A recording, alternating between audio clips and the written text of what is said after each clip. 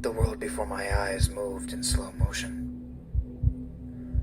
And not for the first time, I realized I have two things in my hand. A glass of hard whiskey, the kind that my father always said would one day put hair on my chest.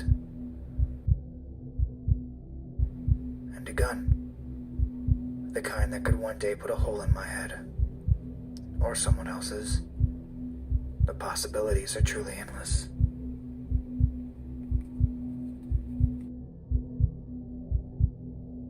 I wondered, for just a moment, where in the hell I am.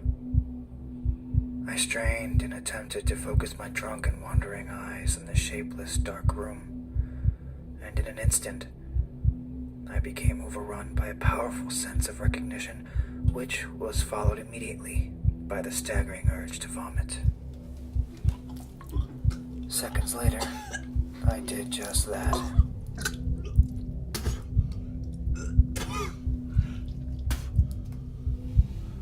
Some things indeed do hurt worse coming up. From as far back as I can remember, I've always believed in the notion that each and every person is in complete control of his or her destiny.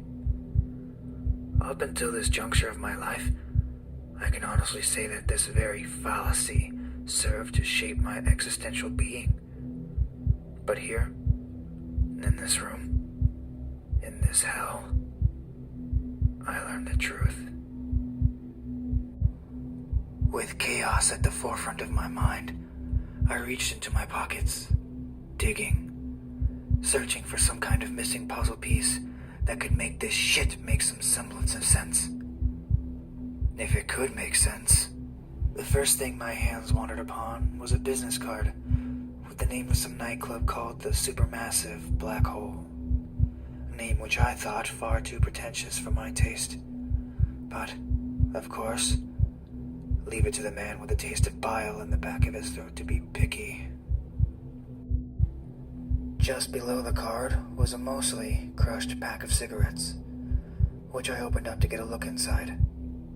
Ordinarily, these cancer sticks only serve to disgust me, being a lifelong non-smoker. But extraordinary circumstance sometimes calls for drastic actions. I flicked the lighter and breathed deep, a sigh that was strangely satisfying and not in the least bit harsh, which only served to raise more questions than it could have answered. Now, I could continue my quest to bring to light the events of the former evening. Aside from some lint in the far recess of my pocket, and a receipt for cheap Mexican food. Not surprising for an intoxicated man, there was no further evidence to be found, which was disappointing in every sense of the word.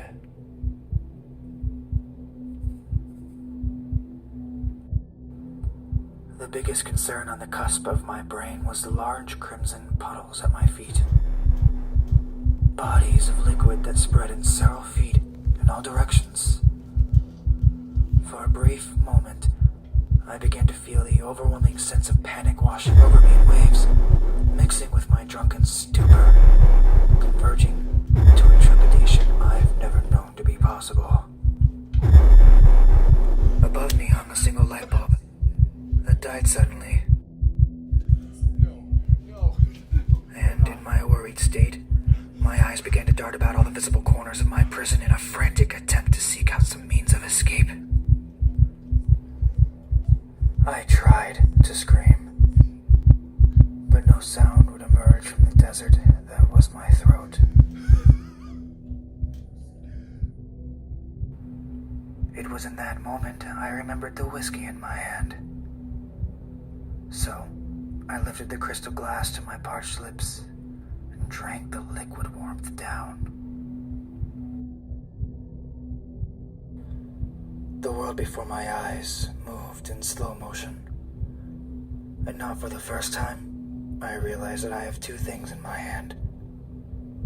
A glass of hard whiskey, the kind that my father always said would one day put hair on my chest. And a gun, the kind that could one day put a hole in my head. or someone else's. The possibilities are truly endless.